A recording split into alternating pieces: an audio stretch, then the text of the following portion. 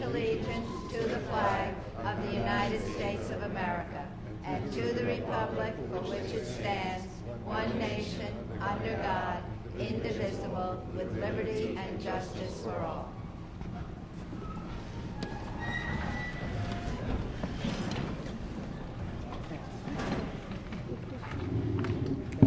The first item on the agenda is the superintendent's report.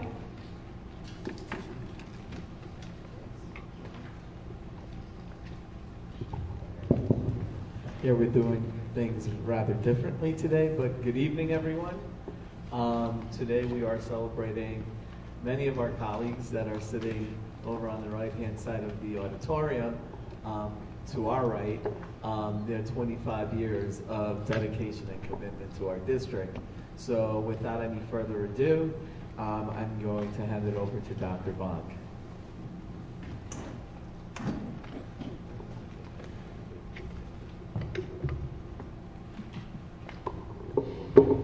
Thank you, Superintendent Carrion, President Kelland, members of the Board of Education, members of the community staff, and the individuals who are being recognized this evening for their outstanding dedication to the Wappinger Central School District.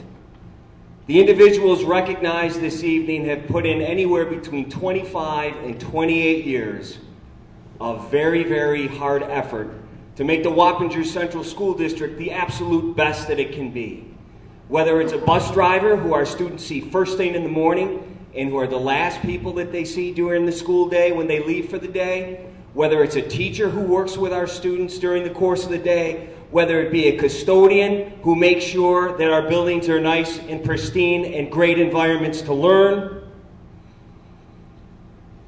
whether it be school counselors who give our students the guidance and the support that they need. These individuals are truly the superstars of the Wappinger Central School District. And it is my pleasure this evening to recognize 24 individuals who fit this criteria. I believe we have 11 here this evening. And what I'm going to do is I'm going to call your name. I'm going to ask if you'd come up on the stage. Mr. Carrion, our superintendent, will be providing you with a nice pin to commemorate your time and your efforts and your dedication on behalf of our district, along with our school business executive director, Ms. Crandall. So at this time, Superintendent Carrion, President Kelland, if you wish to come up as well. And then after these individuals congratulate you, I would ask that you walk around and shake hands with members of our Board of Education. Or the members of the Board of Education can line up here, and you can all walk right across the front of the stage. Thank you, Superintendent Carrion. So first we will begin with Ann Bogan, who is a school counselor at Van Wyck Junior High School, and 25 years of tremendous service.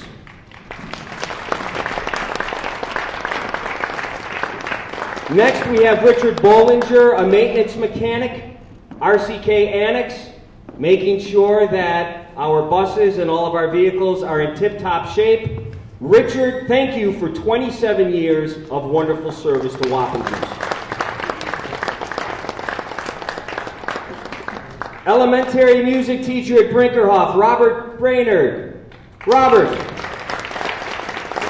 26 years of service to the Wappinger Central School District. Thank you, Robert. Next we have Anne-Marie Brisky, special education teacher at Gayhead, formerly at Van Wyck, 26 years of service to the Wappinger Central School District.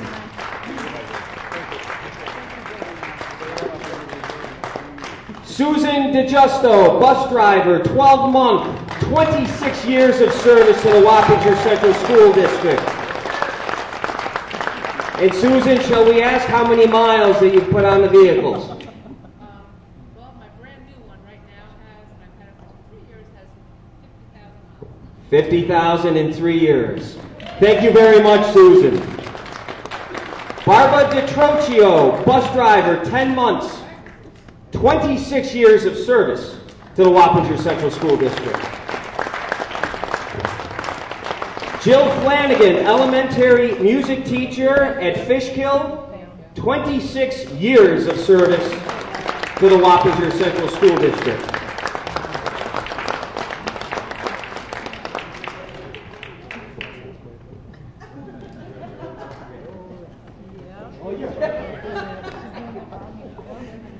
Thank you. Linda Fowler, also one of our bus drivers, a 12-month, 27 years of service to the Wappinger Central School District. Jackie Johnson, another one of our bus drivers, 12-month, 28 years of service to Wappingers. Melvin Johnson, first shift custodian, Van Wyck, 27 years of service to Wappingers. Yvonne Marie, grade 5 teacher at Evans, 26 years of service to the Wappinger Central School District. June May, school counselor, John Jay High School, 26 years of service to Wappingers.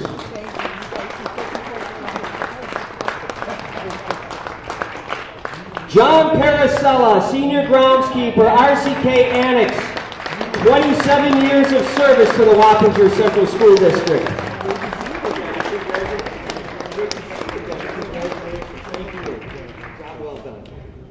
Nancy Paracella, bus driver, 12 months, 26 years of service to Wappingers.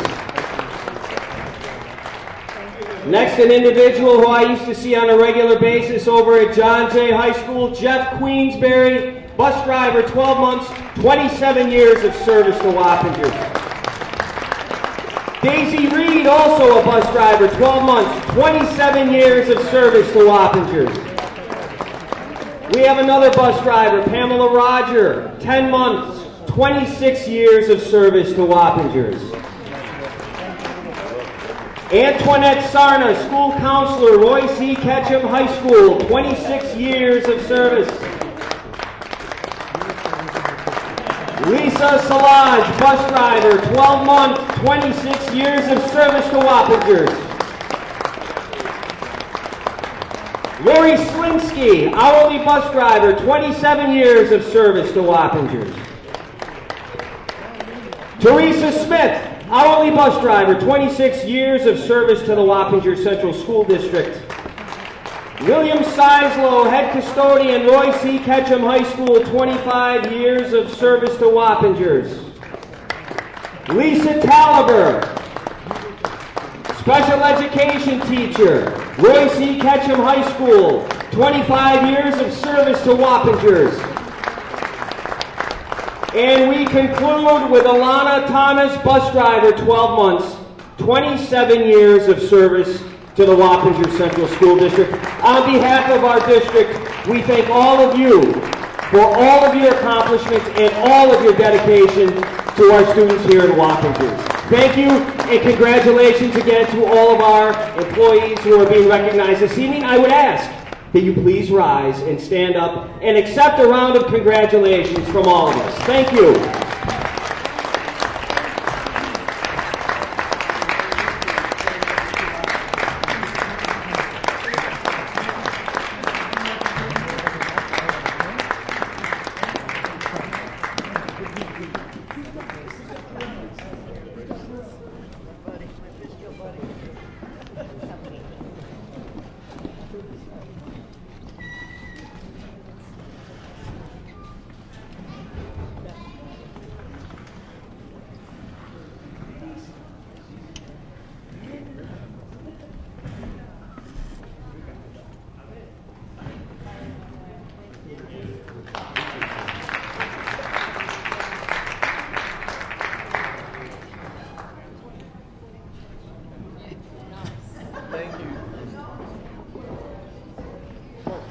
Thank you, Dr. Bound. Congratulations once again for your years of dedication of service.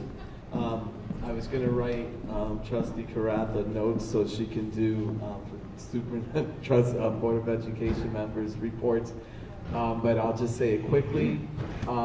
This is School Counselors Appreciation Week, so on behalf of the administration and the Board of Education, just want to commend all of our school counselors and the work and dedication that they have for our children in the school district.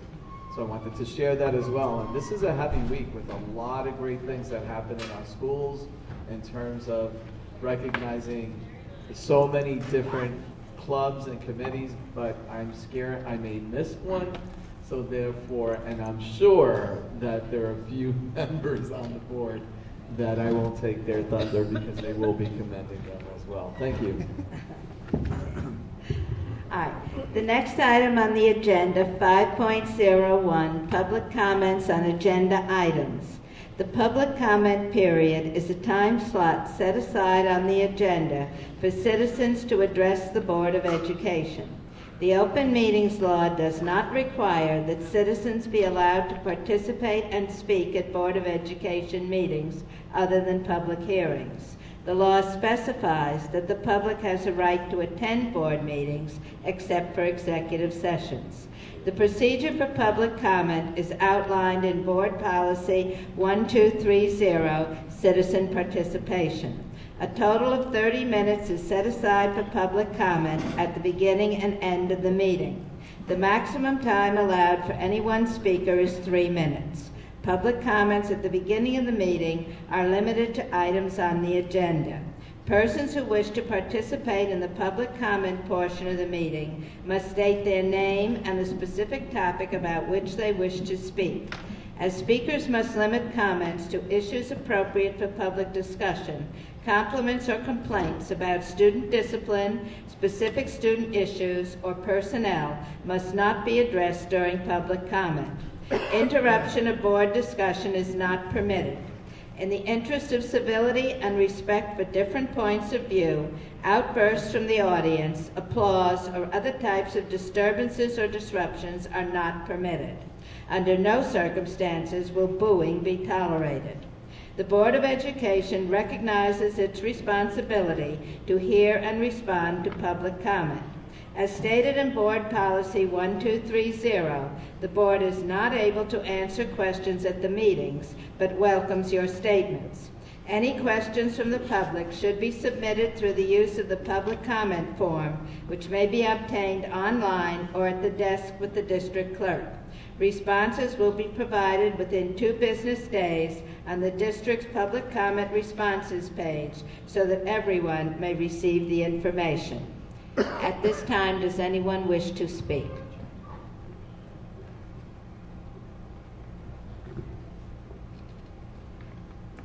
Good evening. Good evening. No. It's on. Push it up. Good evening. Just it was on. Just push it up. Is that better? Yeah. Okay. Good evening. My name is Maggie Andriello, and I'm here tonight in regards to the agenda item about the redistricting of Hopewell Glen. I am currently the parent of 2 girls who attend Myers Corners, and next year I will have a 3rd child as a kindergartner. We moved to Hopewell Glen 8 weeks ago. My children have been in Myers since they were in 1st grade, and next year my oldest will be a 6th grader. I understand that 2 years ago the redistricting allowed for any new residents as of this September to go to Myers and then to Van Wyck and John Jay, which was fantastic for my family. And about 2 hours ago I learned that next year my children could potentially be going to Gayhead Elementary. We've had an excellent experience in this district thus far. Right now, my daughters are 2 of 4 children that this decision directly impacts, and it would have been great to have been a part of that conversation. I don't know where the idea stemmed from or came from. We just moved in 8 weeks ago, so we're not sure if this has been a part of the community before. We felt that it was pretty fair that if you were a new registrant as of this year, you would go to the properly designated school. But I'm hoping that I can hear some explanation so that I know what to say to my children, because my oldest has a very rough transition ahead of her next year because she's being pulled out of one school that's been home for 5 years and being made to transfer in her last year. Thank you.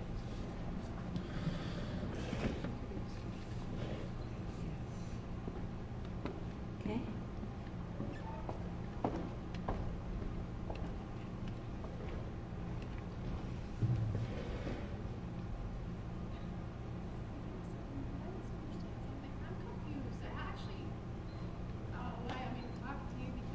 Excuse Get me? an answer. I can't hear you. Could you, yeah, thank you.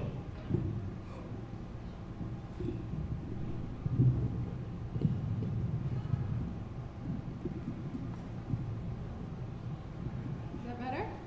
Yes, thank you very much. I'm here for the same reason that that lady was here regarding that. Maybe I misunderstood something. I know when we originally redistricted last year, 2 years ago, whenever it was, whoever was in the Hopewell Glen community was being first shipped to Fishkill Plains, and then after that, there was a change, and then they were shipped out to Myers. But then the community got together, and then because there was such a small amount of children in our complex, that you couldn't just segregate those children and ship them off to another school out of Fishkill and put them in Wappingers. Now we were grandfathered in to stay at Gayhead. Okay. From what I've read, maybe I'm misreading it, but they're to be moved, or are they coming back? That's what I'm trying to understand. Are they, because I still have one that's going to be in Gayhead, and I want to know where she's going to be, because I can't have her going across completely the district when her sister is right here. So maybe, hopefully, whatever you're putting together tonight will clarify that for the people at home, because I misunderstood it then, because this lady seems to think that they're going to be moved back. And according to last time, the redistricting, there wasn't enough room in the school to put all those children. So hopefully there'll be some clarification tonight, because I know you can't answer me right now, but hopefully I'll get some kind of answer, because I need to know where these kids are going to be. And the last minute notice, the parents finding out online, we need better communication. You gotta let the parents know when stuff's going on. Even send out one of those text messages or the phone calls that you do when the school's gonna be closing early. The parents need to know this is key. Thank you. Is there anyone else who wishes to speak? Okay.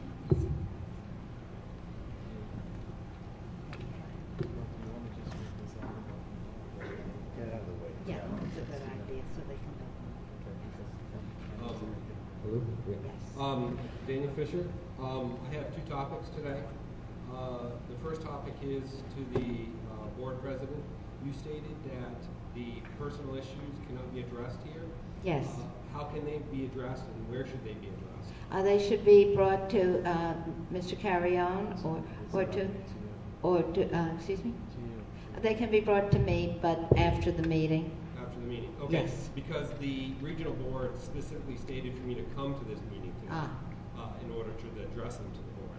So I'll address them with you personally. Yes. Is that Thank you correct? very much. Yes.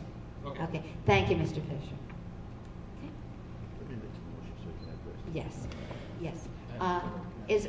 Let's see if there are any more comments. Are there any further public comments? All right, then, okay.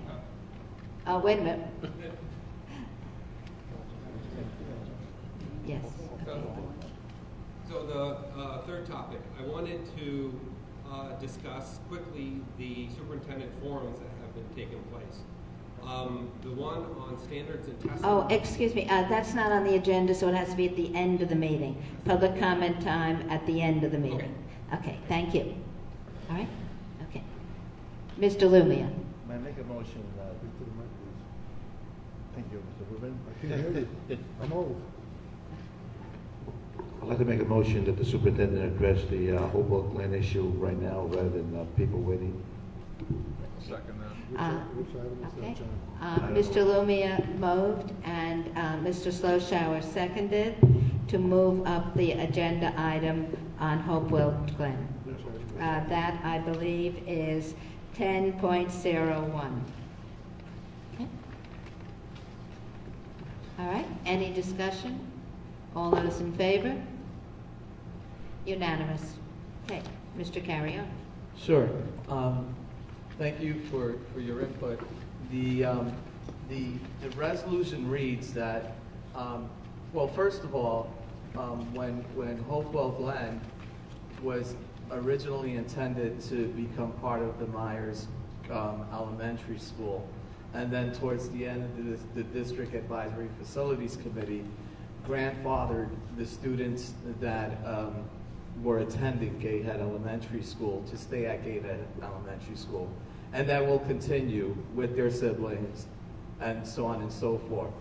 The resolution that I have written here, and as we heard from the other parent, what I should have included to this resolution is to indicate, and that's why I went down to speak to the district clerk, to make the amendment to add, be it further resolved that families presently attending Myers Elementary Schools will have the option to remain at Myers Elementary School if they so desire. So that will be in the resolution as opposed to having the parents, and let me just explain, there's 4 students out of 36 students, no, there are 36 students that are at Gayhead Elementary School presently, and 4 students at the Hopewell Glen that are at Myers. So we do want to provide that option to those parents, and just to make it much more formal, I like to also amend this resolution to read with that additional statement in there, so that way the parents don't also respectfully saying have the anxiety of each year having to fill out an out-of-feeder request form and really feeling like they belong to the Myers community. So the option will be there for those 2 families to either stay at Myers or be able to go to Gayhead. Mr. Sloshower. Thank you, Mr. Carrion. Could you just also, if it's okay, just clarify for the community, moving forward, if obviously, as this parent has expressed, she just moved into the community 8 weeks ago. So for anyone moving into the community and buying a property at Hopewell Glen, where will they be registering? Obviously, they're already at Myers, so you're giving them the option of remaining, which I think is fantastic. But if someone decides to move in over the summer, where are they going to register? As of today, they go to Gayhead Elementary School. Okay, so once those particular 4 students are finished at Myers, that all other residents of Hopewell Glen will now, Gayhead will be their home elementary school. Thank you for the clarification. Thank you for asking that. And just to make it aware, the pattern still continues to Van Wyck, and then to John Jay. I was just in New York City. Listening to the radio. House in Houston. All right. Yes, we read. Okay, would you read it? We'll read it. We moved the item up. So. Yes, please. Yes.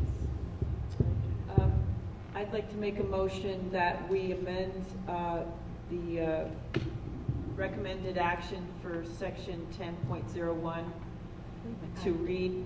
We have to accept this He has first. to read the resolution first. Oh, I'm sorry. Okay. Yep. All right, Mr. Rubin. The question is, do I say as amended by the superintendent? Yes, as amended by the superintendent. Whereas by resolution dated March 9, 2015, the Board of Education of the Wappinger Central School District Board authorized the redistricting of attendance zones and reconfiguration of grade levels at its elementary schools in accordance with the recommendations of the Superintendent of Schools. And whereas the attendance boundary for the residential subdivision located in the town of East Fishkill, known as Hopewell Glen, was grandfathered in that students currently enrolled in the Wappinger Central School District are zoned to attend Gayhead Elementary School, and any new Wappinger Central School District new students enrolling in the district, would be zoned to attend the Myers Corners Elementary School, and Hopewell Glen are, am I saying this right? And whereas the attendance boundaries for Fishkill Road and Terra Nova Drive streets neighboring Hopewell Glen are currently zoned to attend Myers Corners Elementary School, and now therefore be it resolved that the attendance zone boundaries for Myers Corners Elementary School and Gayhead Elementary School shall be redrawn so as to move the Hoboken Glen subdivision and the neighboring streets of Fishkill Road and Terra Nova Drive to the attendance zone of Gayhead Elementary School for all students in these attendance areas to begin in the 2017-2018 school year. And be it further resolved that the board authorizes the superintendent of schools to take all necessary actions to implement the redistricting of these attendance zone boundaries as set forth herein, except as right now as amended by the superintendent this evening. No, I've already saying that's not the. Okay, we need a motion, a second, and then we have the amendment. Is that correct?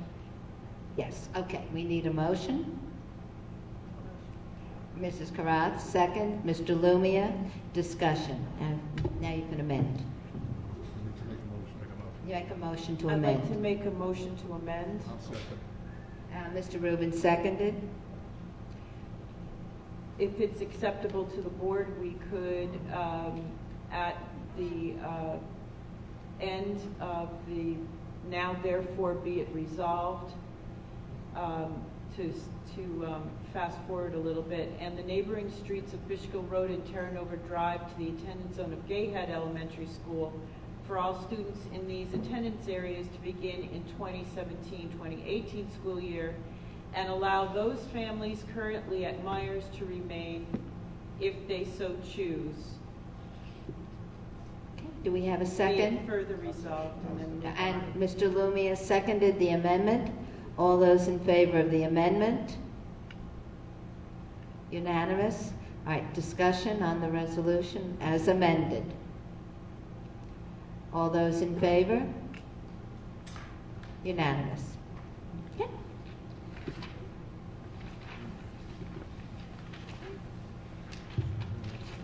Returning to the agenda as printed, 5.02, communications and announcements received by the Board of Education.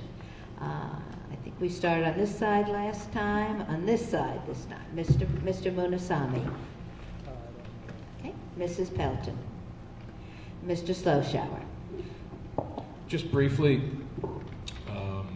out and about in the community the last couple of months through the holidays and part of January, a lot of students wearing their t-shirts, working at local businesses.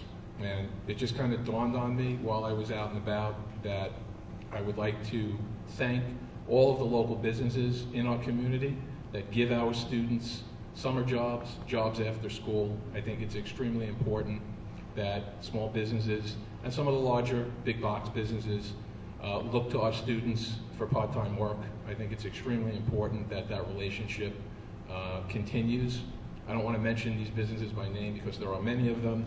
I'm thinking maybe perhaps the high school students could talk to the principals, who in turn could speak to Mr. Carrion as a way to maybe identify these small businesses with possibly some type of acknowledgement on the district website, just as a thank you that the district, the board, the administration appreciates what they do for all of our students. I just think it would be a nice way to say thank you, for, again, in their small way, being part of what our core values and our mission statement is all about.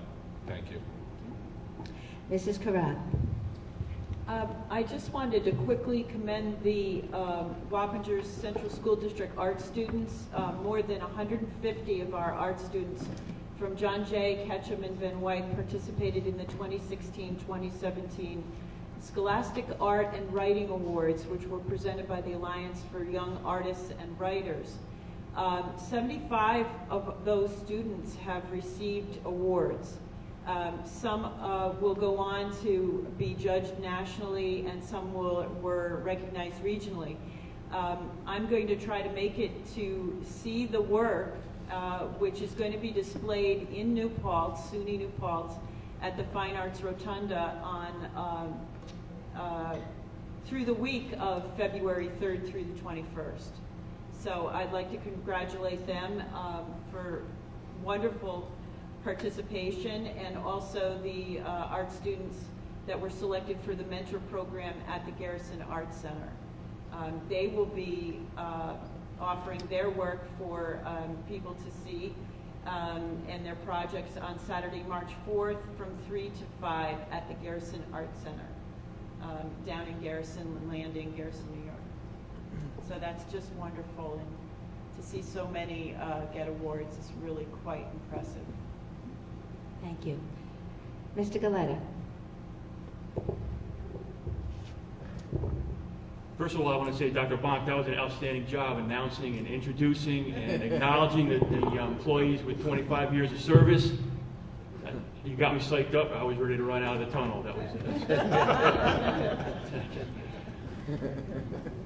it. I want to mention the Superintendent's Forum on Standards and Assessments that Mr. Carrion presented and his team presented about a week or two ago. Mrs. Goodman, Mr. Lumi, and I attended this forum, and I want to thank, also want to thank all the administrators and teachers as well as the parents that were in attendance and added to the discussion.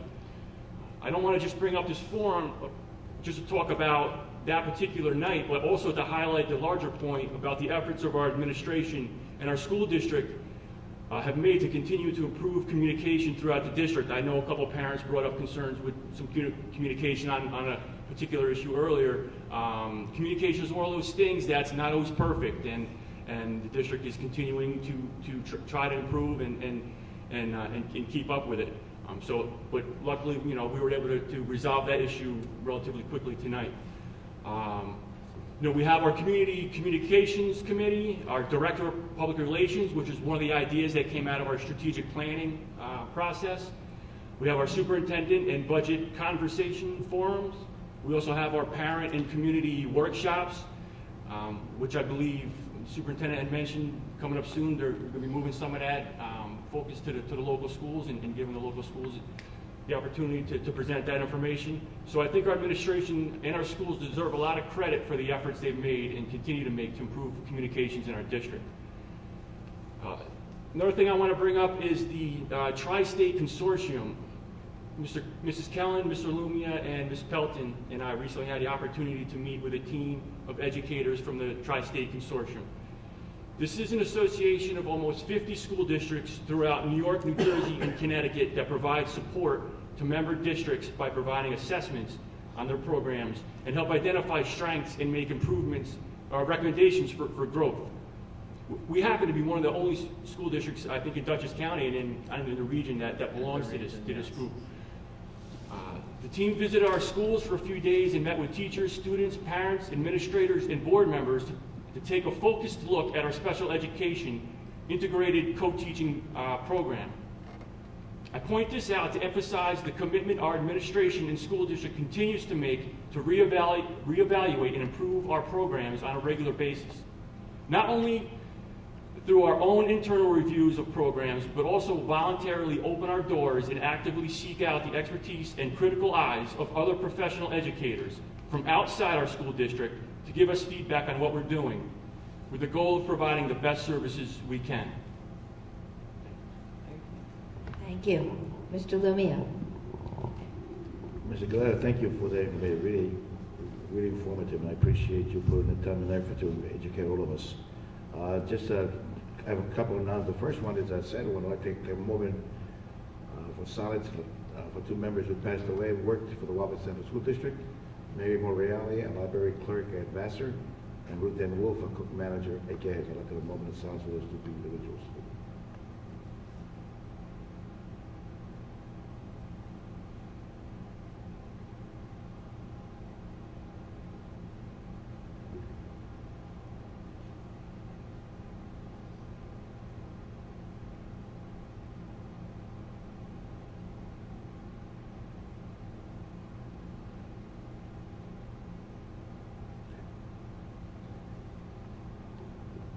I'd like to just add to what Ms. Corrett said, that one of the Gold Key Award winners were a John Jay student by the name of Abigail Shensley, who received the honors of being named the American Vision nominee.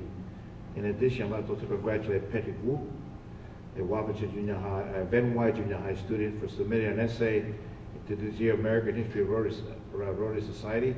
His essay, along with 4 others, will be sent to the statewide competition. I also want to congratulate the RCK cheerleading team and their coaches for their 3rd place finish in the national competition in Texas.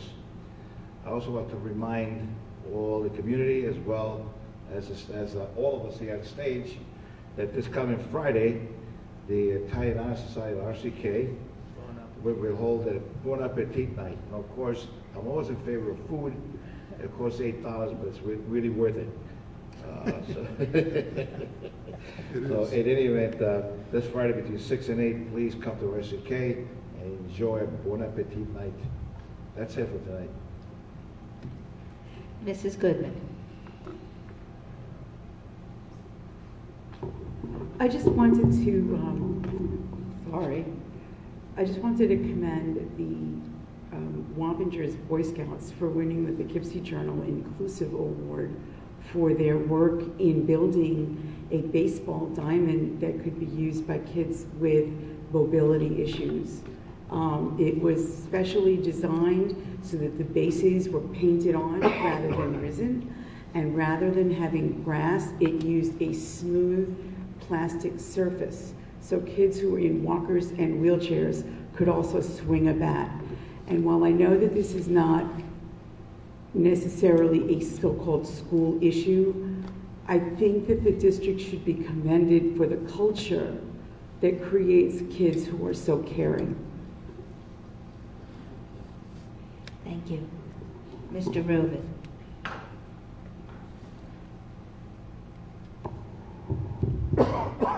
Thank you.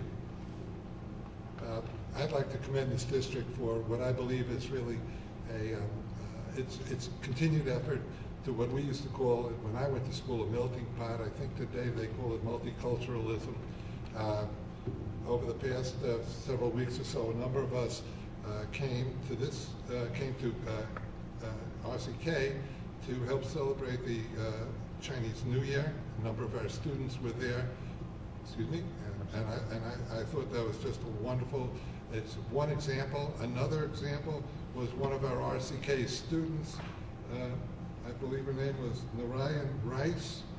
And we were at the Martin Luther King breakfast several weeks ago. Quite a number of us there. I was very proud of her, and it's an example. These are just some examples of what this district does in terms of reaching out to all groups should feel welcome here at this school district, and I was very proud to be a part of that.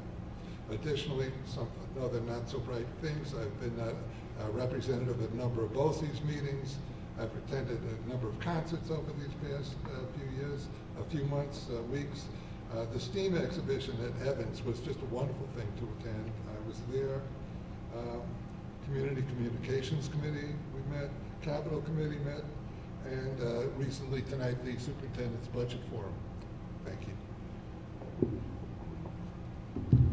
Yes. Thank you, Mr. Galletta, for telling everyone about the Tri-State Consortium. That was really a wonderful opportunity to share with people from other districts, and I would note that they seemed very impressed with the Wappinger School District, and we're talking about people from districts like Scarsdale. So it's great to know that we do such a wonderful job with a lot less money. Okay. Also, the Martin Luther King breakfast. Yes, it was wonderful to see our student get the award, and also to be able to be there with her and support her as she thanked the people here in the district who had helped her through her years in school. I attended the Committee for Teaching about the United Nations conference at the United Nations. Over 700 educators from all around the world were there, and the topic this year was so timely because the topic was refugees. So learned a great deal there, And it was a wonderful opportunity to share, as was Chinese New Year, Martin Luther King breakfast, and many other occasions when we remember that our mission is to help and educate all students. I also attended the Capital Improvement Committee meeting, Community Communications, Policy Committee, and the Dutchess County School Boards Association, and together with Mr. Galetta and Mrs. Goodman and Mr. Rubin, we attended a fiscal fitness workshop for school board members. That's all right, I mentioned it. It's good we have 9 of us here because we're so busy that it's very easy for things to slip by unless we all contribute. So that was helpful, and I'm glad to see that we're doing a lot of the right things, and we were impressing a lot of the other school districts when they heard what we do. So thank you, Mrs. Crandall. Okay. 5.03, committee reports and board representatives. Capital Improvement, chaired by Mr. Lumia. Well, first I'd like to thank the other 2 individuals on the board, Mr. Schleissauer and Mr. Rubin, for being on the committee. They've been extremely helpful, especially Mr. Schleissauer is quite knowledgeable. All the subjects there we speak about. In any event, as we all know, there were 136 faucets that tested positive for lead. Thanks to the work of Director Bross and the staff, we're now down to only 9, which are still above the acceptable level. Of course, they're offline, and we'll determine what other action will be taken to put them back online as soon as possible. Now, all the District 2006 Phase 1 projects have been approved by the state. This include RCK High School sports field and corridor ceilings, John Jay High School sports field main office and corridor ceilings, Roberts Junior High windows, Gayhead paving, walks and corridor ceilings, Jen Evans walk and corridor stain and floor finishes, Keeman Road paving, walk and cafeteria floors, Myers Corners paving and corridor ceilings. The bidding for this project, one phase will start this month. Construction will start this summer. Phase 2 project designs and verification will be completed by the end of this month and submitted to the state in the month of April. Hopefully with state approval, this project will be implemented and completed in the 2018-19 school year. Phase 2 school bond projects on the 13 and 14 school building vestibules. The design is still ongoing. It's ongoing. Carbon monoxide detectors have been installed, and we're working on closeout documents. I'm sure that some of you have observed a great deal of work going on at John Jay. This thing has to do with the water and sewage improvement. Design has started for connection of the fuel system as well as the water supply to the town main. Hopefully this evening, I didn't see it on the agenda, but hopefully before the approval of RFP Engineering Services to evaluate the possibility of entering into another energy performance project. The last APC was done by Amoresco. The district realized a great deal of savings was paid for the projects. In fact, more than $76,000 above the projected savings has already been realized. Last but not least, you should have observed that construction is going on, the new press box and concession stand in RCK. I don't know if Mr. Rubin or Mr. Slasher want to add to that, and so please do. Thank you. Thank you. There's just a lot going on. I'm sorry, Mr. Slasher. I want to add something up. By all means, You're saying in the bid report, we have the energy performance. It's included in the bid. Okay. It's part of the bid report. I didn't see it. Okay. Thank you very much. Okay. Community Communications, chaired by Mr. Rubin. Thank you. We actually just had a meeting not too long ago, a few days ago. A number of us from the board were there, and we discussed ways that, one of the things we really discussed, ways that the district could maybe outreach greater, and I'll have to talk to Mr. Carrion a little bit about this. But the district would like to suggest the possibility that there be kind of informal meetings with selected people at your choice. The type and size and date of any of these things would solely be up to you, whereby you could sit down and have an informal meeting of maybe 10 or 15 minutes or 30 minutes and reaching out, hearing what people may have to say. and coming back to them with answers. We spoke about better ways to explore the use of news sources and local cables as a communications means.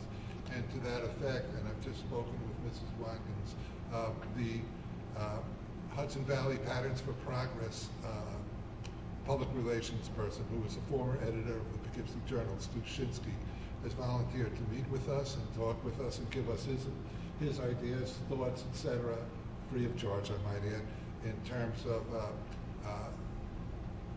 how we can better interact, if we need to at all, with these news sources. So we'll be seeing if we can arrange something over the next week or so in district offices and see what he has to say to offer to us. That's all I can report at this point. Thank you. Dutchess County BOCES, our representative is Mr. Rubin. Oh, I'm sorry. I'm sorry, what was that? Dutchess County BOCES, our representative, Mr. Rubin. I have nothing to report on that. Okay. All right. Dutchess County School Boards Association and the Education Issues Survey. Our representative is Mr. Galetta.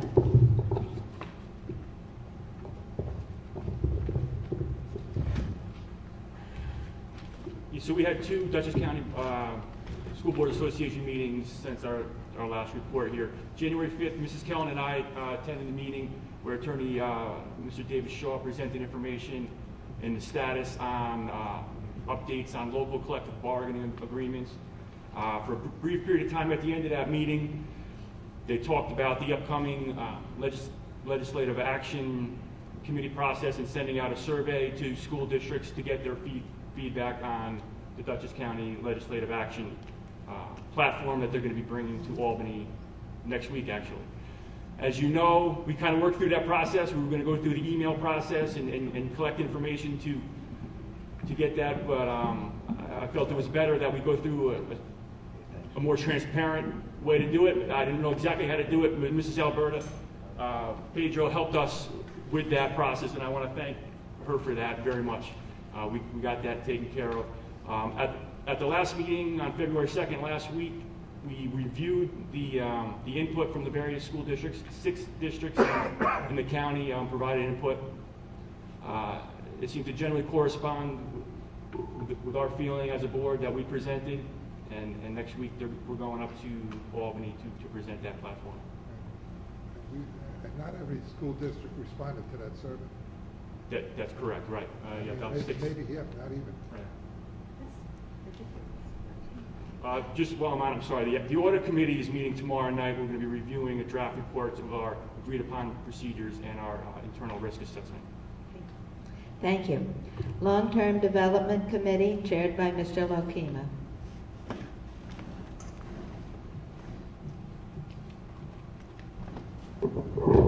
Thank you. Good evening. The Long-Term Development Committee met in December. We were going to give this update in January, but it was canceled with the snowstorm. There were a number of board members present, Mrs. Callan as an honorary, Mrs. Karath, Mr. Rubin, and Mr. Lumia. And so we focused on components from a neighboring school district's long-term development plan and had a conversation about what topics we'd like to focus on more.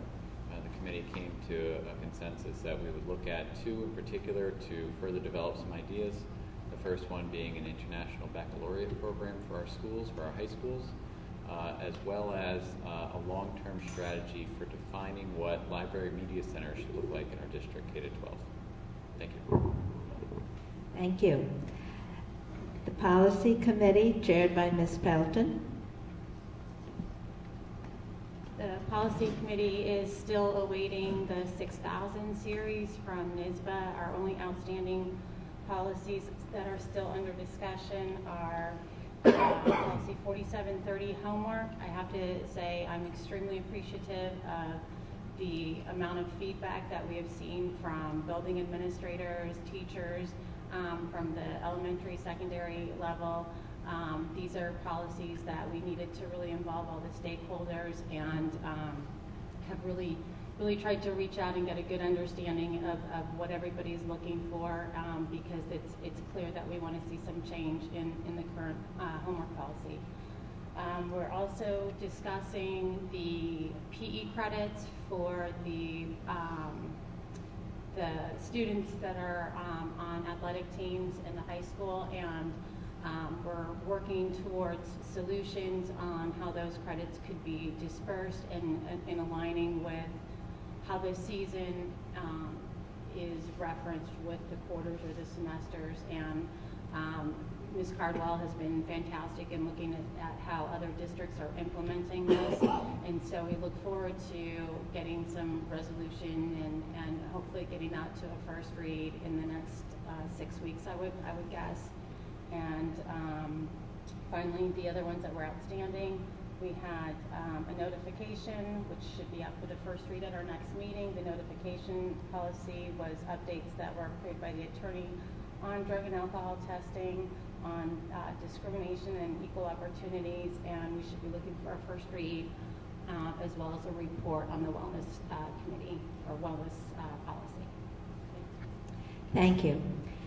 Wellness Committee, chaired by Ms. Crandall.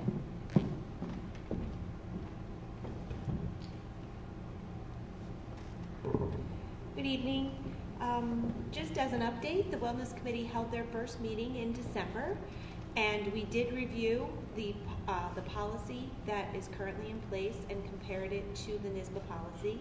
And I must commend the members of the committee. They turned the work around over a holiday break and provided a lot of feedback that we then combined so that we could get a policy to the policy committee for review in mid-January. We had a follow-up meeting in January on the 10th where we discussed what our next course of action would be. So we have now asked the committee to review the standards and procedures, which is a document that we share, are required actually to share as a board presentation.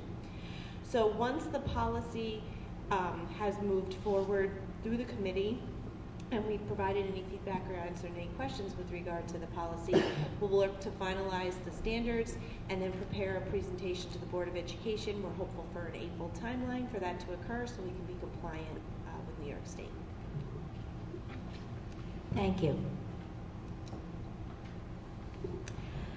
6.01, Transportation and Undistributed Budget Presentation.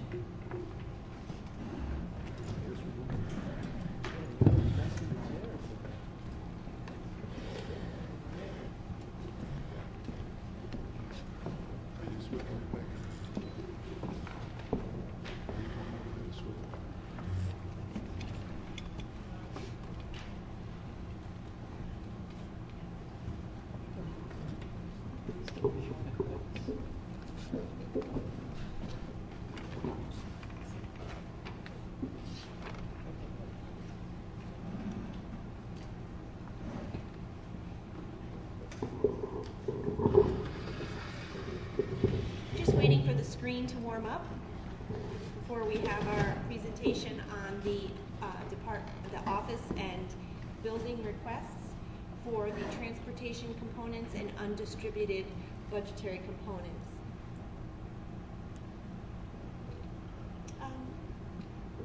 Alberta, how does it look out there? Can you see it okay? Can't see. Thank you.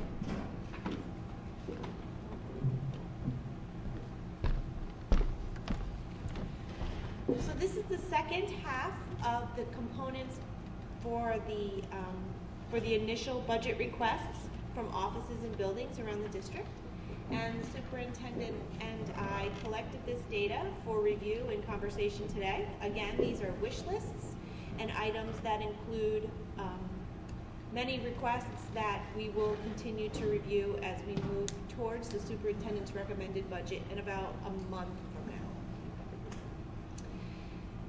In the first presentation, we provided slides that showed the evidence, the analysis, the work that we've done as we build the budget, the collaborative effort, the budget process, and also factors and challenges that we must work through as we compile a budget. So we just kind of snapshotted those into a screenshot because they all still exist in this component, but we didn't want to take a lot of time to review them, but they are there in case you have any questions.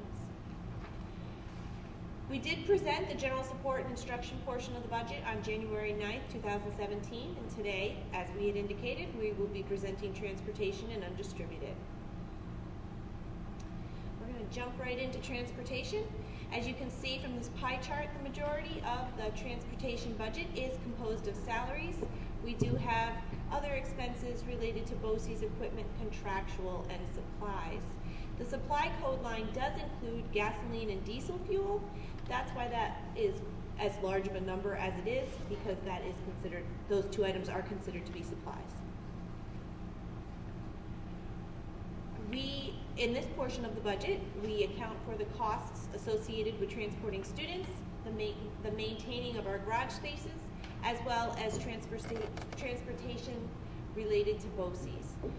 And that's contract transportation that we have for runs that we cannot perform in-house or that we need to share with surrounding districts and BOCES. What new additions do we have to the transportation component? We have two-tier transportation. Those costs are accounted for in here, which we would indicate as savings are included in this portion of the budget. And also an undercarriage wash, which is to supplement the bus wash that we have at the new Fishkill Plains bus garage. There are non-programmatic expenses that must be complied with in this portion of the budget. For example, random drug and alcohol testing for the New York State Commissioner Regulation Part 6, and there's a direct link to the DMV that includes the language that we must follow. This component does have a decrease of $286,015. The majority of this increase is in salaries, as you can see. We also have included the undercarriage wash, which we are hopeful to include in the May 2013 project scope. So we'll be able to take that out of the budget for the 17-18 year and use funds from the smart spending that we've done in that May 2013 project. So by the time you see that for the superintendent's budget, this item may be removed. We do have an estimated increase in BOCES. We've been using 3% on actual because by the time this was done, we didn't have our initial service requests completed for BOCES. They've subsequently been completed and will be updated for the superintendent's budget. See, this is where this is a constant flux conversation. So even just a few short days, things change. So that's just some heads up that we see going forward. We also see a savings in the supply line, $63,000, and that is mainly related to diesel fuel for the vehicles as a result of the two-tier transportation system. We've done a comparison from 2015-16 to 17-18, as we've done with the other components, and you can see relatively flat, small decreases actually from 16-17 to 17-18, both in salaries and supplies.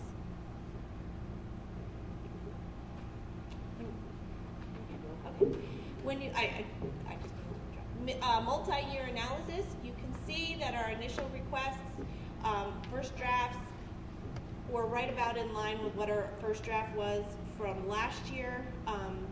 We had an increase in the approved general support, again because of the GEA restoration. We were able to put in cameras, we were able to put other such items into the transportation budget last year as a result of that. But they are not budgeted again because we have now installed all of our cameras and all of our cameras are operational on all of our vehicles. We have this 2017-18 undistributed portion of the budget. It has many areas, all related to the benefits that district employees do receive.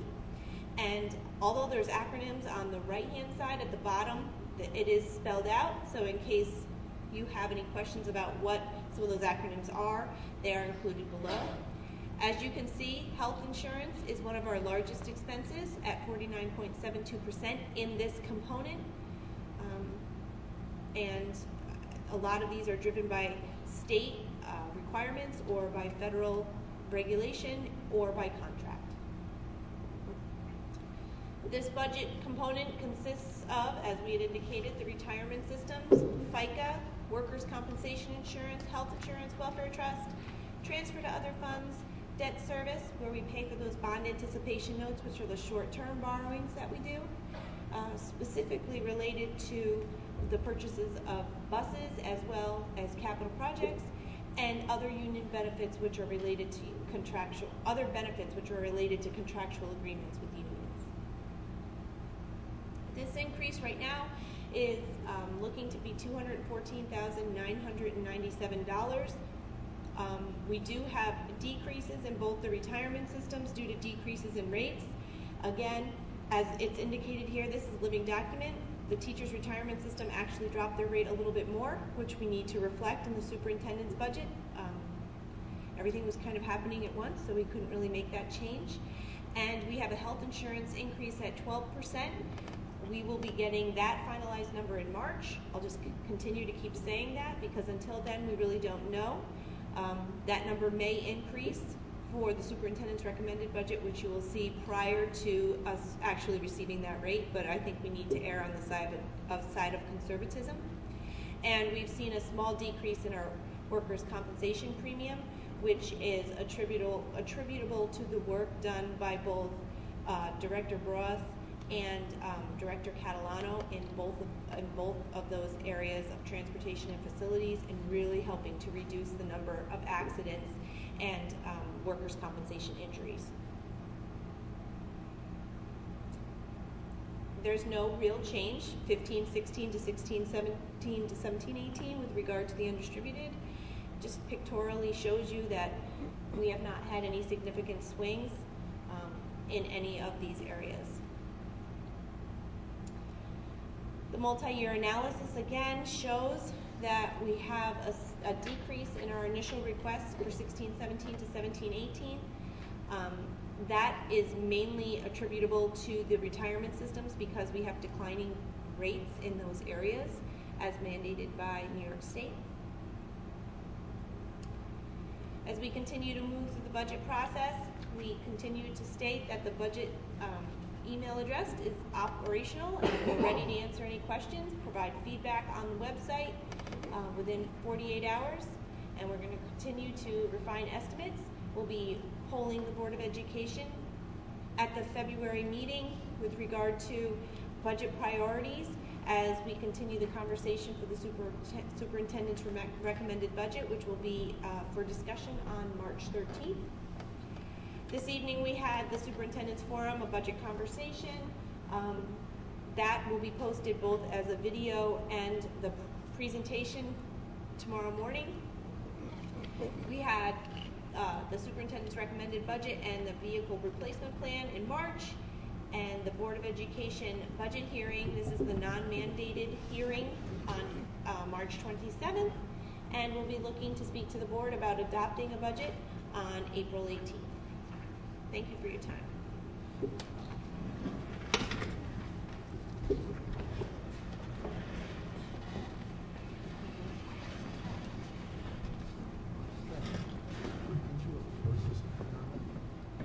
Thank you, Mrs. Crandall, and congratulations on being able to bring the costs down there. Very good. Are there any questions from the board?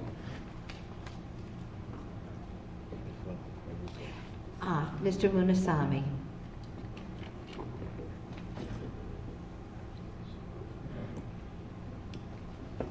Hi. Can you hear me?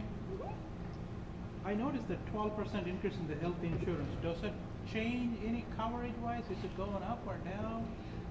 Coverage with regard to district employees, we haven't had any change in the contractual agreements per se. We have nothing new and radical that wasn't already previously approved. So the status of coverage and contributions is pretty much planned out. So any change, for example, in a unit, if they were to start paying an additional 1%, is reflected in that 12% because we adjusted it for actual. So there's no change in coverage per se in any of the plans either.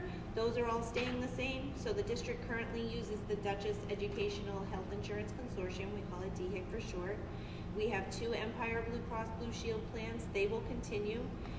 Just the rates themselves are looking to increase that significantly. And as a consortium, we have over 11,000 contracts. So we're pretty strong in that area. However, there are increased claims that we have to address, and increased claims relate to increased premium. So we're continuing to work on wellness. We'll continue to focus on those areas, but 11,000 contracts strong, that's a pretty large claim base that we have to work from. Thank you. Are there any other questions? Mr. Lumia. I have several questions which I can answer not tonight, but as a future, so far as I don't know if it's some of these items that's open or not. In AA 5510-167-A, I know there's an 8.5% increase. I'd like to just let me know as a future, an email to the board why that is. Also, I see a. Mr. Lumia, I need a second, okay? Sure. Write things down. John, why don't you just tell them just Well, I'd like the board to be aware of these things too. Well, we share with the whole board your responses. Okay, I can do that. I'll copy the board with several questions on some of these items. Some I'm really surprised, 56% increase, another one 300% increase.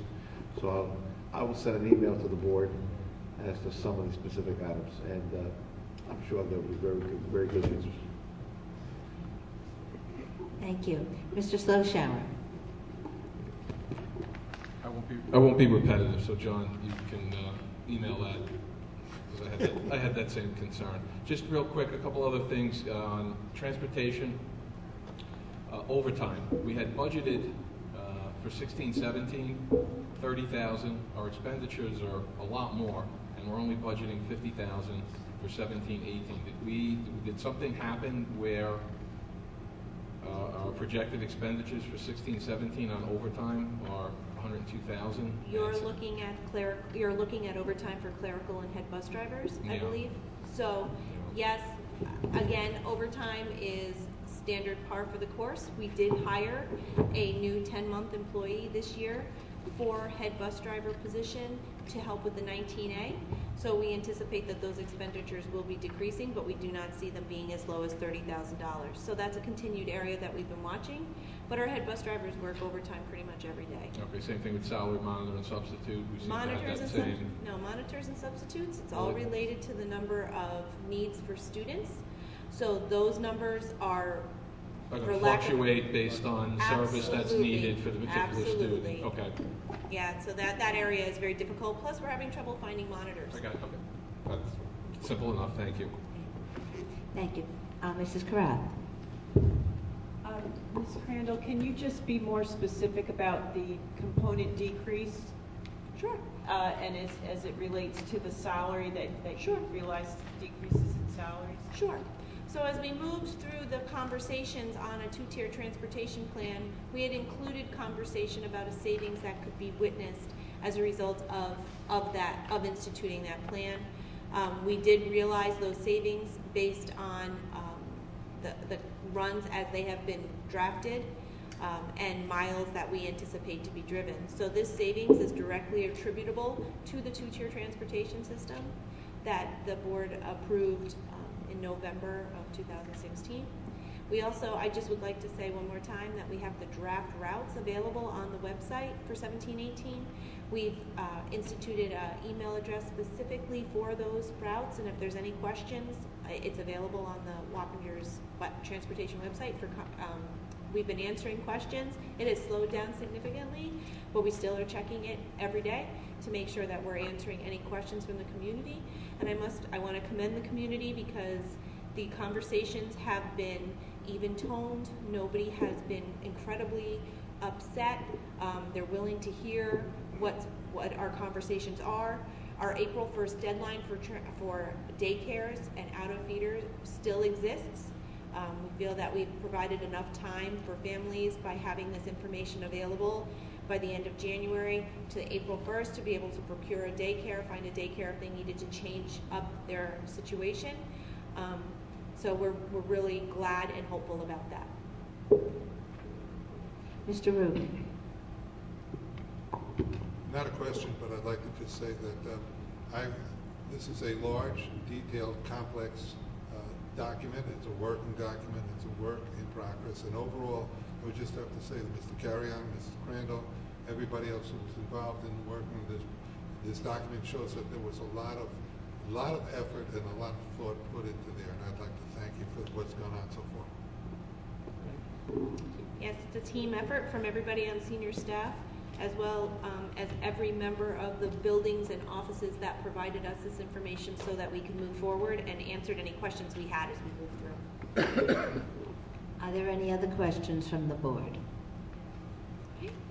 Thank you very much, Mrs. Crandall. Does anyone wish to remove anything from the consent agenda? Mr. Rubin.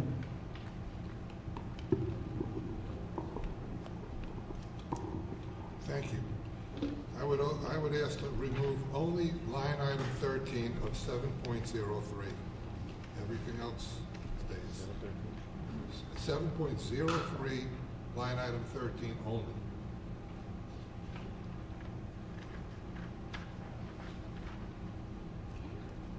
Mr. Lumia. I just want to make a comment. I said 13 instead of 14. 13 and 14.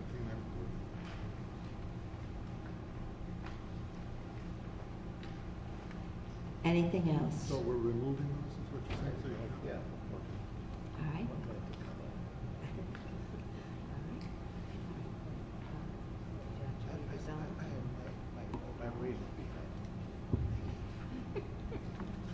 Resolved that the Board of Education does hereby approve the following consent agenda items as stated. 7.02, 7.03, except for line item 13, 7.04, 7.05, 7.06. Didn't you have to do line item 14 also? No, John said he wanted to remove 7.03 and 7.14. So let me start again.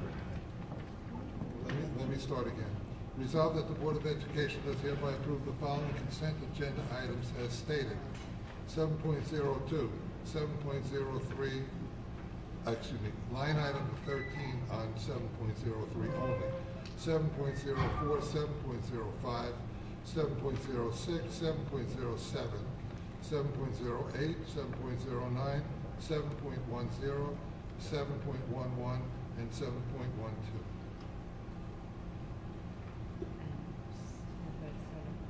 John wants those both. Okay. All right. Do we have a motion? Mrs. Pelton, second. Mrs. Karath? All those in favor? Unanimous. All right.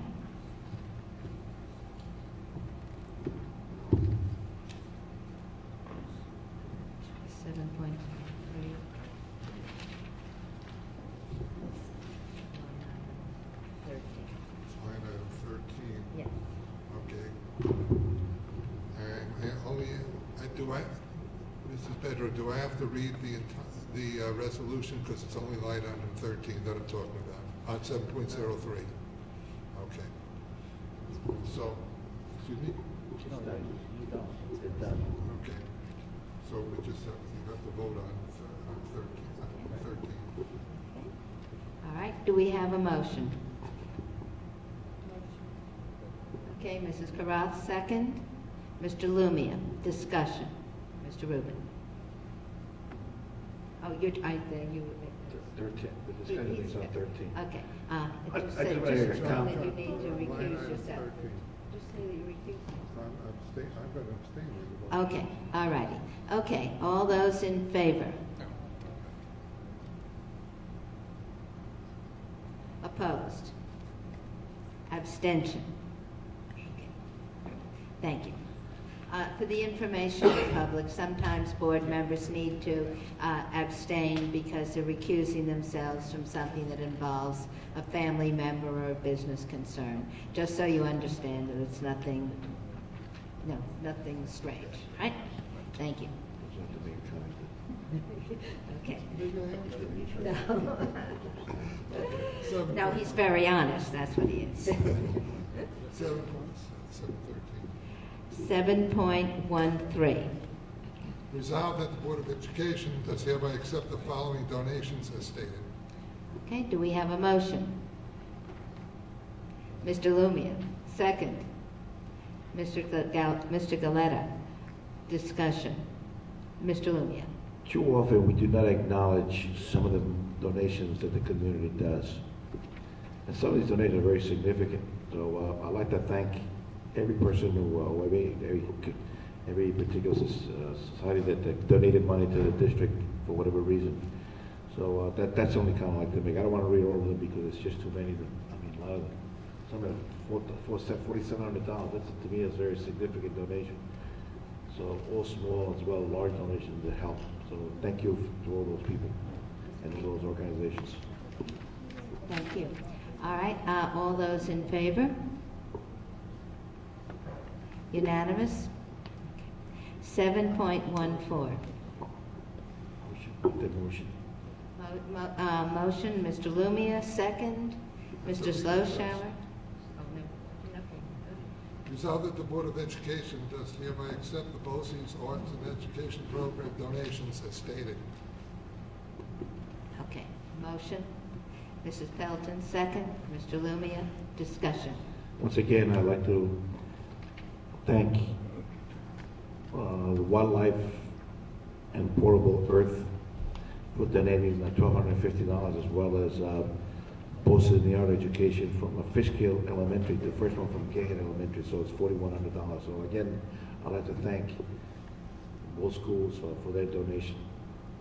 And I wish we recognize this a lot more often than we do. That's it. All those in favor? Unanimous.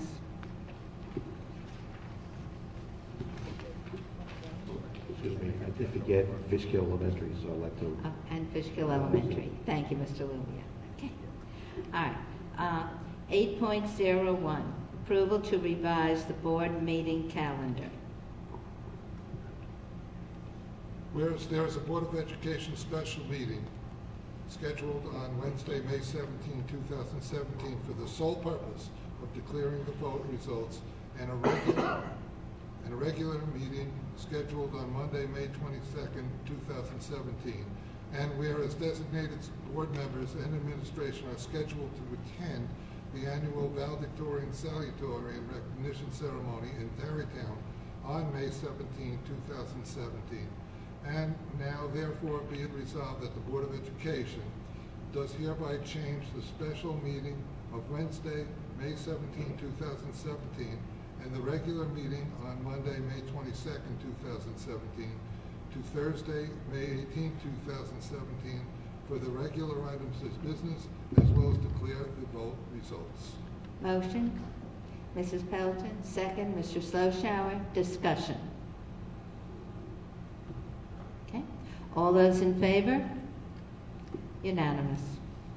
8.02, approval to draft agreement with the Town of Fishkill Recreation.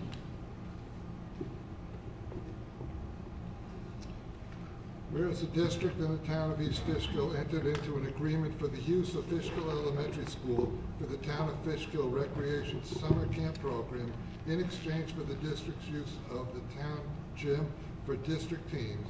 And whereas the agreement would be reevaluation to ensure equity of reciprocity, and whereas the Board of Education wishes to continue this agreement dated February 12, 2012, based on district needs, now therefore be it resolved that the Board of Education does hereby provide the district clerk with the authority to draft a formal reciprocity agreement for board approval, including a fixed duration of the agreement with the assistance of legal counsel and in consultation with the Town of East Fishkill. Town of Fishkill, excuse me. All right, motion. Mrs. Pelton, second. Mrs. Goodman, discussion. Mr. Sloshower. I know we were updated last week, but since last week to tonight, have we had any communication with the town? We finally... Yes, we did. Okay. Thank you. Dr. Cardwell. Well, I would think they're in agreement with this, so that's all. Yes, we have had conversations with the town. We do have verbal agreement that some of our teams will be able to use the fields. We're in the process now of determining which fields on and which days. Thank you. Any other questions or comments? All those in favor? Unanimous. 8.03, approval to vote at DC BOCES meeting. Resolved that the Board of Education does hereby approve Board Vice President Robert Rubin to vote in favor of the adoption of the U.S. Education Secretary resolution as modeled in the attached sample at the next Dutchess County BOCES meeting on February 15, 2017. Motion. Mrs. Carath, second. Mrs. Pelton. Discussion. Mrs. Goodman. Isn't the vote to Congress, isn't the vote for her tomorrow? Yes. So I'm not just submitting a resolution after the vote? Mr. Rubin. BOCES is going to be addressing this issue at its upcoming meeting in terms of a position statement, and it's similar to some of the resolutions that have been circulating around. It's not that the resolution, as it's been explained to me, it's not that the resolution will be going anywhere. It's just in the event that if anybody asks, if any of the not authorities, but the elected officials or elected officers ask if there's been any vote as to the position of the entity, in this case Dutchess County BOCES, we will be able to say yes, that resolution will not be going out anywhere. It also allows component districts of BOCES to not have to take an individual vote on this because we are voting as an organization. And I have asked to bring this to the board for board authorization. You've already elected me as your officer, so I can go there and cast a vote. But I'd like the vote that I want to cast on this, I want to be reflective of the general consensus of this board. Any other comments? Oh, Mr. Coletta. Yeah, as Ms. Goodman said, I mean, this matters before the Senate at this point. Both of the New York senators are opposing the current nominee. That's really all the influence New York State has, and I think that aligns with the intent of this resolution. I really don't think it's necessary. I don't think it's necessary to have this resolution. I appreciate Mr. Rubin's bringing it to us for our consideration when in fact he didn't have to for the board. I appreciate that. I'm just saying I don't think it's necessary for us to weigh in on this. Okay, I think Mr. Sloshower first, and then Mr. Lumia. Mr. Sloshower.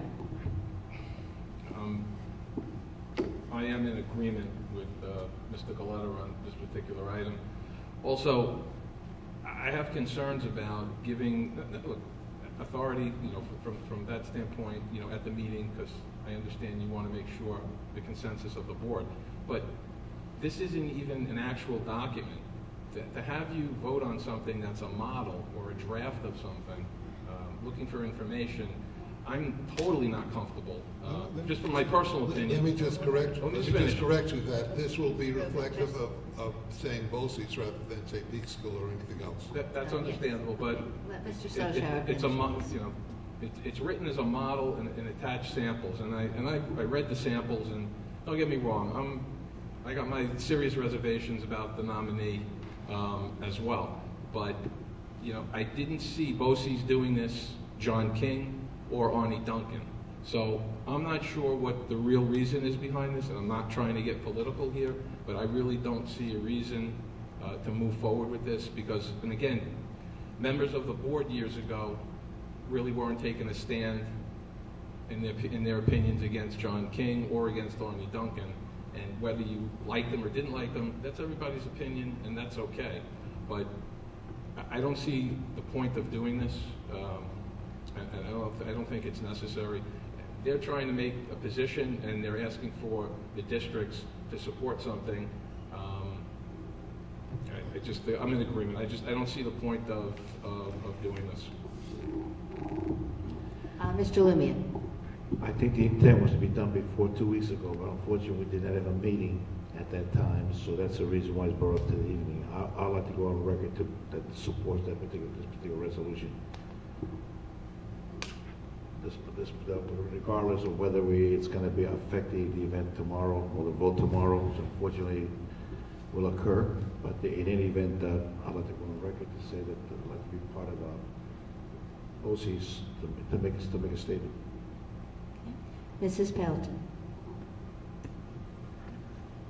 I just think it can be a little bit dangerous to make decisions based on what people have or haven't done in the past, and to make decisions about what is happening now is very important. And while we might have different views on how to approach this, I think that it's a good thing to be able to make a position statement and support our community.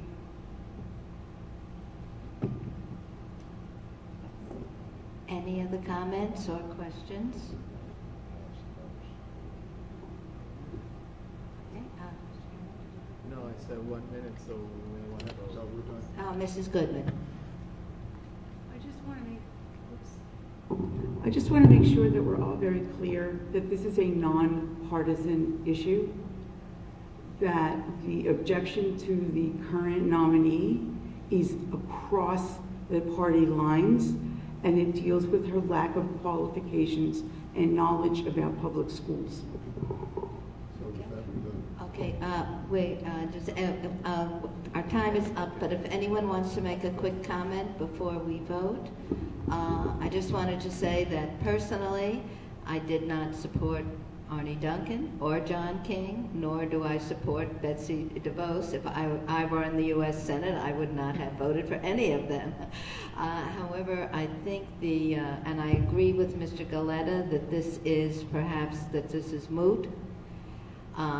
But I think what Mr. Rubin is looking for and what BOCES is looking for is a statement of general qualifications.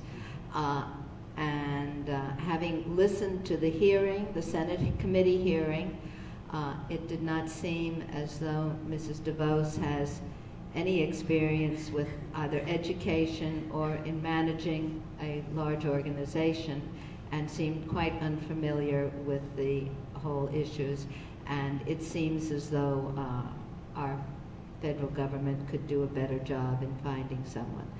That's my personal feeling. If they don't have the motion, the resolution, I can't vote for it. Right, and if the resolution doesn't come up, but I think also that we have to give, expect our representative to be, to use his own best judgment in this case as to what happens with the resolution. All right? So all those in favor of of giving Mr. Rubin the authority to vote on this resolution, if it comes up. Mr. Munasami, Mrs. Pelton, Mr. Lumia, Mrs. Goodman, Mr. Rubin, and Mrs. Kelland. Opposed? Mr. Sloshower and Mrs. Karath. Abstain? Mr. Galletta. Thank you for taking the vote. 8.04, approval to attend the NISBA Capital Conference.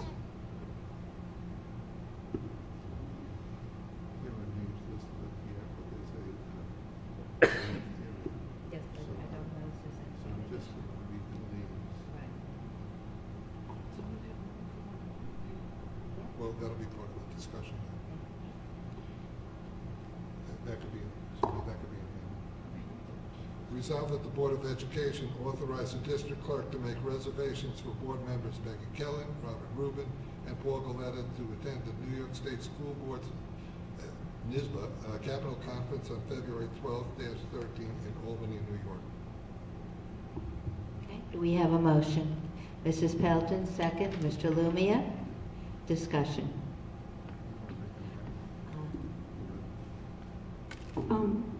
There's a blank spot with the resolution. Is there room for one more? Or does that mean that there's room in the budget for one more person to attend? All right, Mrs. Pedro, could you inform us?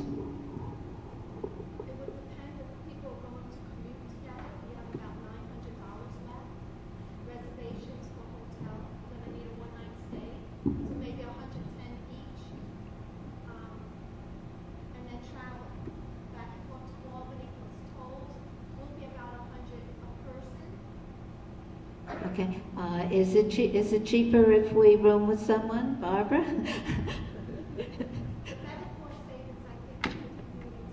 Excuse me?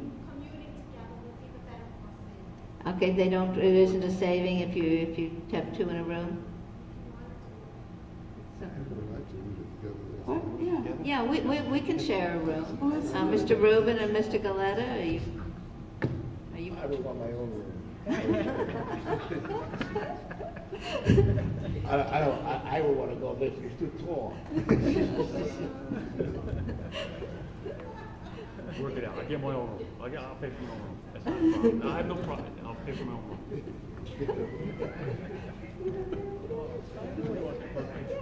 I snore really loud. I don't want to keep anybody up. My past experience before the school board and going to conferences was always for nonprofits, and rooming with people was just expected. Well, look, if somebody wants to room somebody, fine. If somebody wants their individual room, I think it should be acceptable. Okay? Sure, that's fine. Mr. Blood, a good choice, because my socks have been outlawed by the Geneva Convention on War. I'm just concerned seriously about the budget. If there's only $900 left, if I can save the board a couple of $100, I would appreciate, and I appreciate it. Please, I appreciate it, President Kellen.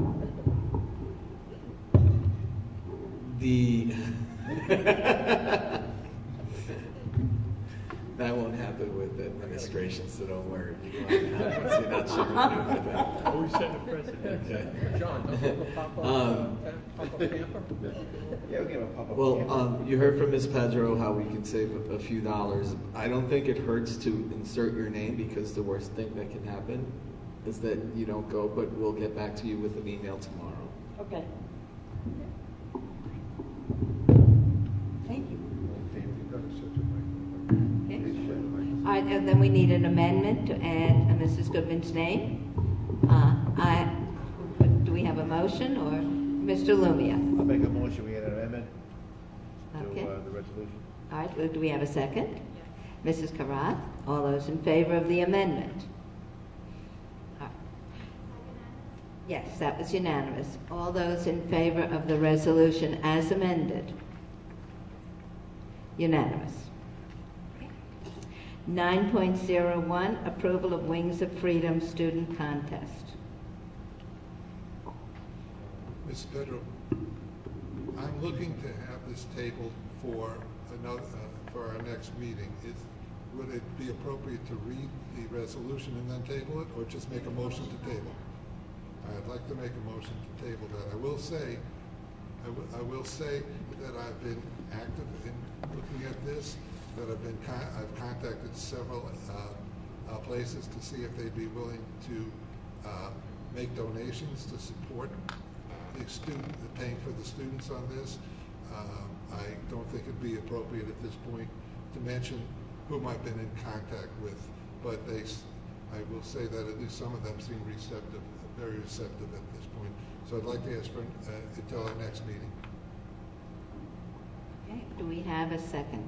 Mr. Lumia, all those in favor? Okay, wait a minute. Hands up so I can count them, okay? Mr. Gillette, no, it wasn't. Was it? I didn't see them. Okay, they're all up now? Okay, unanimous.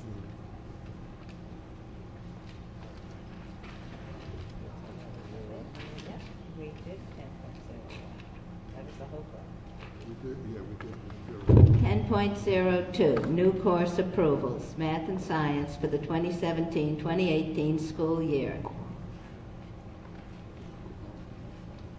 Resolved that the Board of Education does hereby approve the following new courses for the 2017-2018 school year as detailed in a memo dated January 13, 2017 from the Assistant Superintendent for Curriculum and Instruction to the Superintendent of Schools. Math and Science Real-World Applications. Scientific Research Methods 1, Scientific Research Methods 2. Human Anatomy, Physiology, and Disease. National Resource Management. Excuse me, is that national or natural?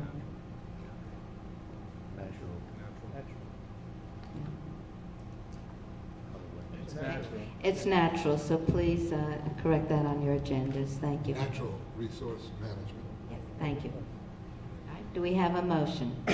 Mr. Lumia, a second. Mr. Rubin, discussion. Mr. Sloshower. As last time I had stated, when we had new courses brought before the board, I'd like to once again congratulate and thank the teachers who put a tremendous effort in putting these courses together. Another set of outstanding electives for our high school students. I'll let Mr. Lumia talk more about math if he prefers. But it looks like a lot of work went into this, and again, the teachers put in, it looks like an enormous amount of time, and the committee as well. I just have one comment on not natural resource management, but I'm sorry, the natural, not the national.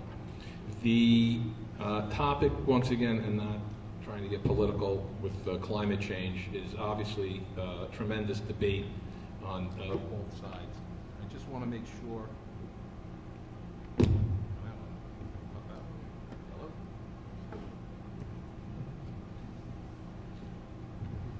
Some greenhouse gas. Let's go ahead. I'm just hoping that the course also includes, and I don't know if anyone, Dr. Caldwell, the effects of the sun, the solar system, Earth, the moon, with centrifugal force and a lot of other factors.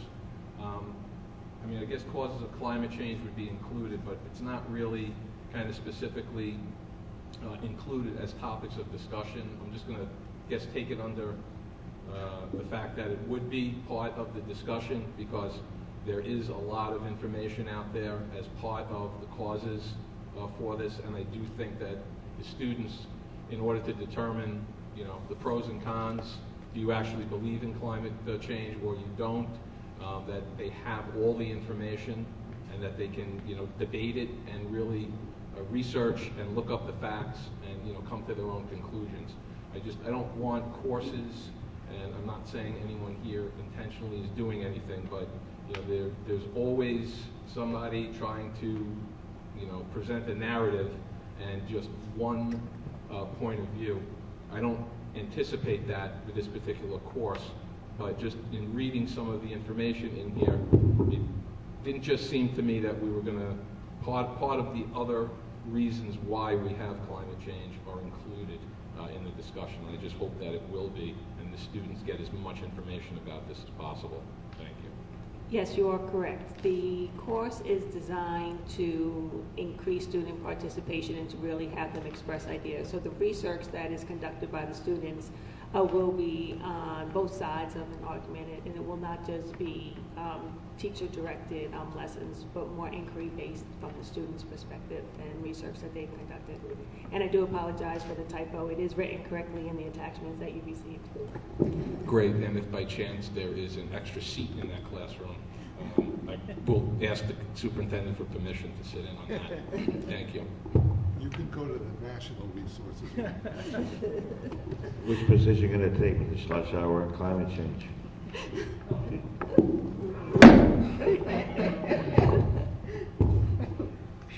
There are effects out there, okay? But if you really need to know, there are many reasons why we have this current situation. I read an issue too, but I don't want to get to the discussion right now with you. But Yeah. What'd you bring it up for? He wants to start a debate committee. Oh. We can now nominate people for a debate committee? Mr. Munasami. I just want to take this moment to thank you for bringing these new courses, and I'm I'm excited, and I showed this to my son, who is in high school now, and then he's also excited to take. He wants to find more about the anatomy. I said, all right, that's it, go ahead, as if he doesn't know already. But I'm glad that this is definitely going to be a lot of hands-on experience for the kids, and also for the natural resource management score. It might help the kids to go for some debate competition or something, you know, as Sloshower mentioned. If it's on the climate change, and I'm sure there are a lot of debate and competitions around in the New York State, and I think it will help the students to participate. Thank you. Okay, thank you. I'd like to say that the scientific research methods courses, it's wonderful to see that, because I noticed that when they announced the winners of national scientific research contests, of which there are several, the winners tend to be concentrated in certain high schools around the country. Often they have more than one winner from the same high school, because those high schools do support this. And I think it's wonderful that we're moving toward encouraging any student who might have that gift and a wonderful idea to pursue it and learn how to go about it. Thank you. Mrs. Goodman. I want to comment briefly on the anatomy course, because very often new courses are designed for students who already know their interests or are generally top performing students, and that's why they'd be willing to take on difficult electives like this. And I think that that's marvelous. But I really appreciated the fact that the teacher who proposed the anatomy course was mindful of the fact that there are a variety of health fields that our students can go into for whom the anatomy course would be helpful, from LPNs all the way up to surgeons. So I just wanted to send out a bit of appreciation for thinking about a broad range of students in designing these courses, especially the anatomy course. Okay. Mr. Lumia. Just one last statement. I'm glad that we have finally classes where what the kids learn in mathematics is actually seen in the real world. And I sincerely hope that takes place. That many of the projects will see mathematics not only in the classroom, but how it's applied in the real world. As long as that happens, I will support these courses 100%. Thank you. Are there any other comments or questions? All right, all those in favor? Unanimous. Thank you.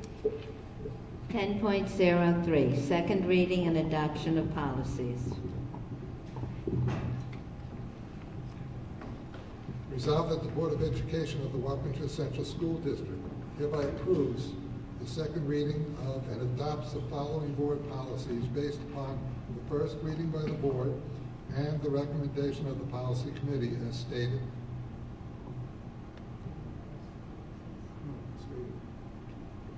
All right, any questions? Comments? All those in favor? Oh, we didn't get a motion here. Motion, sorry. Mr. Lumia, second. Mr. Sloshower, discussion. All those in favor? Unanimous. 11? Yes. Oh, Mr. Lumia. Thank Ms. Belton and of course our secretary for all the work they put in these policies. Would you turn your microphone on so everyone can hear that? Very important. I'd like to thank Ms. Belton for being so studious, along with our secretary for putting these policies in front of us. They do a great deal of work. People don't see behind the scene work that these people do. So thank you very much. Yes, they have put in many, many hours above and beyond the call of duty to get the entire policy manual overhauled as quickly as possible. And thank you also to the administrators who have reviewed them, and our our lawyers who have also looked them over. It's a lot goes into it. There isn't much discussion at board meetings on these because they have already done so much work on it. And when it comes to us, it's really polished. Thank you. 11.01. Board members may request additional agenda items, discussion items, or requests for information. Are there any additions? Seeing none. 12.01. Comments from the public. At this time, anyone who wishes to speak on a non-agenda item may come forward.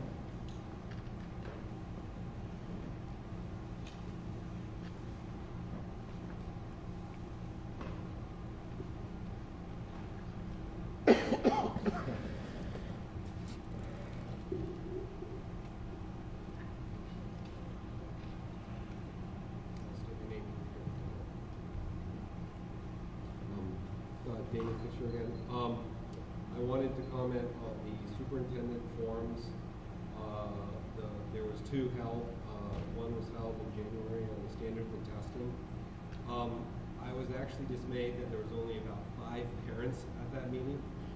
There was more people from the board and the schools than what the parents were. But what I was really dismayed about was there was only one presentation provided, one piece of paper by Mr. Zill about standards and testing.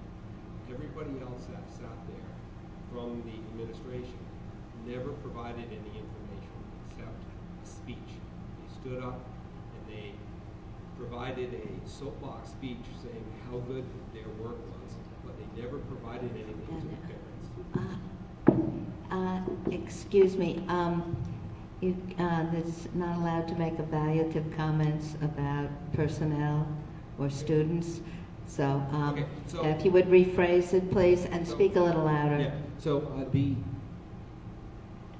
it was the forum didn't contain any information documented, and it seemed a waste of time. So I can understand why parents didn't want to go and didn't want to waste their time. I would like to have the board remember that the Common Core, the parents that opted out, that was kind of a silent protest saying that they didn't want to deal or have their students go to the test and take the test. And the parents not going to these meetings is another silent protest. So I think the board needs to understand that.